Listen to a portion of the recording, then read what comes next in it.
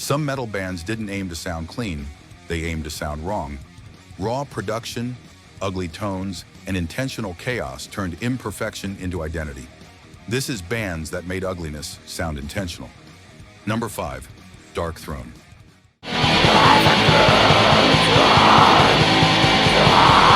Early Dark Throne wasn't about poor production, it was about rejection. Thin guitars, dry drums, and lifeless space turned black metal into something cold and hostile. The ugliness became part of the ideology. Number 4, Impaled Nazarene.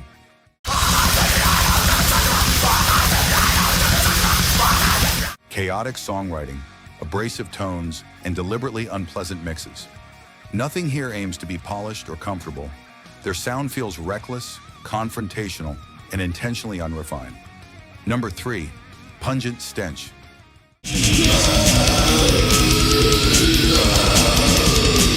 Grotesque riffs, ugly grooves, and production that feels rotten by design. They made death metal sound diseased, slimy, and perverse, like the music itself was decaying. Uncomfortable but unforgettable. Number 2, Abruptum.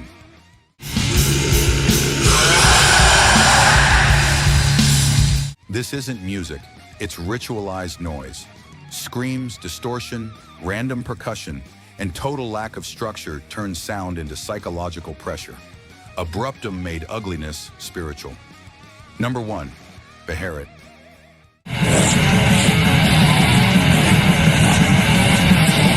Beharit mastered the art of controlled filth.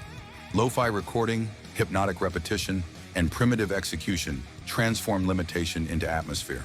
It doesn't sound unfinished, it sounds possessed. Some bands chase clarity. These bands embrace decay. This is SludgeYard, where ugliness isn't a mistake, it's the statement.